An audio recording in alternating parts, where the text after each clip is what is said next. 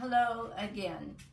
Last week we talked about the church year calendar, that we're nearly at the end of the green growing season and about to enter the blue season of Advent. Before we do, I thought it might be time to read a book. And many of you have heard this book before in the classroom, but I'd like to read it again. It's because it's nice to take a pause and think about the people who are houseless and the good work that St. Luke San Lucas does for many of those people. So let's begin. The Lady in the Box by McGovern and Marni, illustrated by Marni.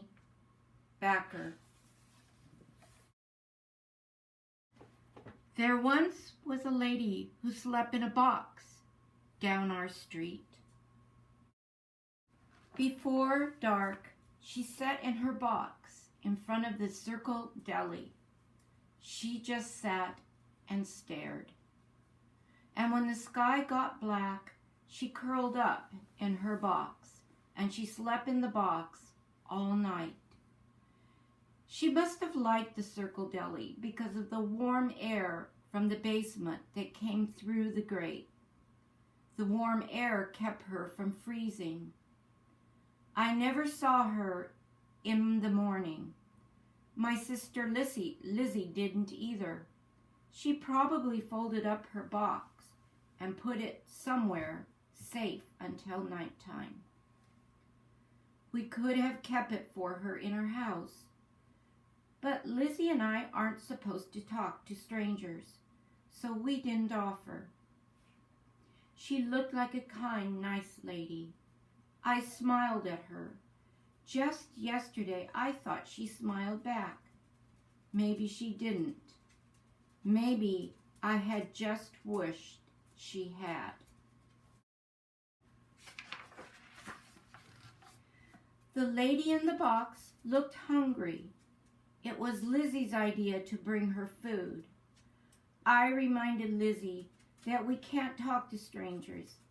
Lizzie said we wouldn't talk to her. We'd just put some crackers and peanut butter next to her box. The first time, we forgot the knife for putting the peanut butter on the crackers, but she managed somehow. The next day, the peanut butter jar was empty. I thought she could eat food that was good for her, so I brought her 2 raw carrots, a bunch of celery, and an apple. Lizzie said the lady in the box didn't have any teeth, not enough for chewing hard food. There was a couple cans of soup in our kitchen cabinet, cream of celery and vegetable noodle, soft and mushy soups, just right for someone without teeth. Lizzie thought about the vegetable noodle was better. I thought celery. We had a fight about it. Lizzie won. We heated up the vegetable noodle soup and ran down the stairs as fast to get it to her before the soup got cold. And then we ran home before Mama could tell we were up to something again.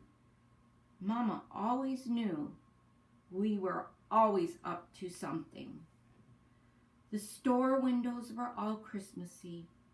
It got dark and the nights were very cold.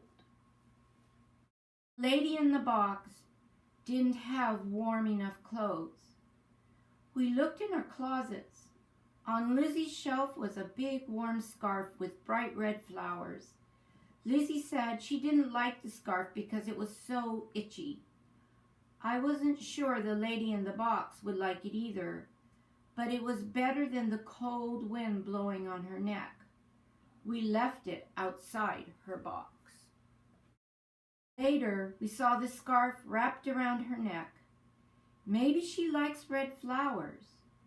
She called after us. My name is Dory, thanks. My name is Lizzie, Lizzie said. My brother is Ben, and you're welcome. I was worrying about Mama's rule about speaking to strangers.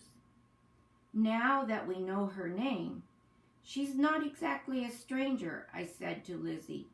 She nodded. The next day it was freezing cold.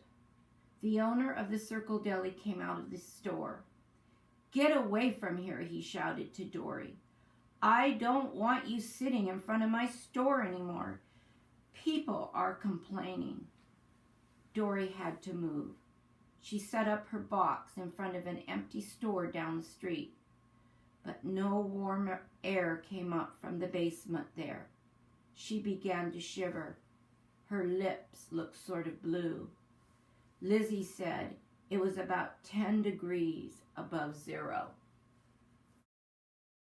We have to do something, Lizzie said, or she'll freeze to death.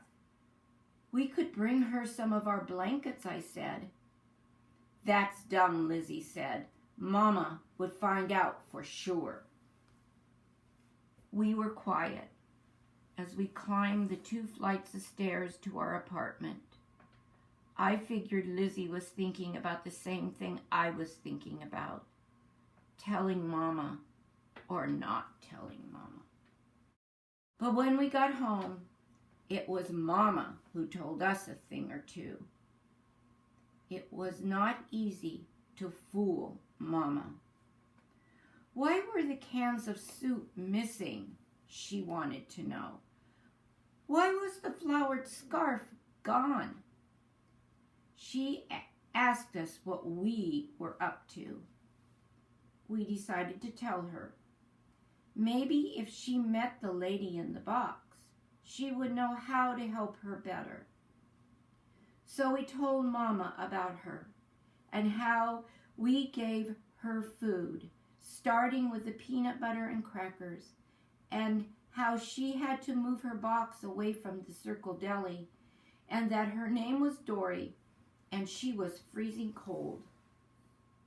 Mama didn't get mad and yell at us. Instead, she sighed and said, Okay, let's see your lady in the box. The 3 of us went downstairs and around the corner. Mama knocked on the box. Come on out, she said in her no-nonsense tone of voice. I want to meet you. Dory opened the top flap of the box and sat up. Mama had this amazing way of making people talk to her. Dory started to talk to us. She told us about losing her job and not being able to pay her rent, so that she had to leave her apartment. She said she tried to stay in a shelter for homeless women, but someone there stole her bag of clothes while she was sleeping, and that she slept in a box on the street. Mama got that look on her face. It was her, I'm going to do something about it look. Mama marched to the Circle Deli. We had to run to catch up. And when she saw the owner, Mama began to give it to him. She said that Christmas was coming soon and that it was freezing cold outside, and she used words like human kindness and simple charity until he said, Okay, she can stay. We told Dory she could move her box to the Circle Deli where it was warm, and she smiled a big smile. We climbed up to our apartment, but all I could think about was helping Dory. But how? And when Mama came in to kiss me goodnight, I told her I wanted to help Dory more, but I didn't know how to do it. Mama said she'd think of something. And go to sleep now, honey. Mama asked if we wanted to help in the neighborhood soup kitchen. Homeless people get free lunches there, she said. The soup kitchen was in a church basement. The line to get in was long. I felt sad that there were so many people needing free soup. My job was to put a piece of bread and a pat of butter on a paper plate. Lizzie's job was to hand the plate to the people in line. Mama's job was dishing out cup after cup of soup. I was so busy doing my job that I almost didn't hear my name being called. I looked up to see Dory in line. She smiled at me. "Hello, Ben," she said quietly. "Hi, Dory," I said, smiling back. "Who's your friend?" the helper next to me asked. "Friend?" No one ever called Dory my friend before. It sounded nice. Maybe someday, I thought, Dory won't have to live in her box. Maybe she could get a job and a place of her own. She'd have a key just like I have a key to our apartment. I reached into my pocket and took out my lucky key ring. It had a plastic 4-leaf clover on it. I took off my key and I gave my new friend Dory the key ring with the 4-leaf clover. Maybe it would bring her luck. Maybe someday she could use it for her very own key. Thank you for listening to this story. I'm happy to share it with you. And thank you for helping me think about the people who are out, who are houseless, and the work that St. Luke San Lucas does for them. See you next week. Remember, as we enter the season of blue, the time of waiting, it is also a time to be thankful for our own homes, even though things are different this year. But we will continue on and continue to think about the houseless people out there and the work that needs to be done for them. I'll see you in a week. Peace be with you.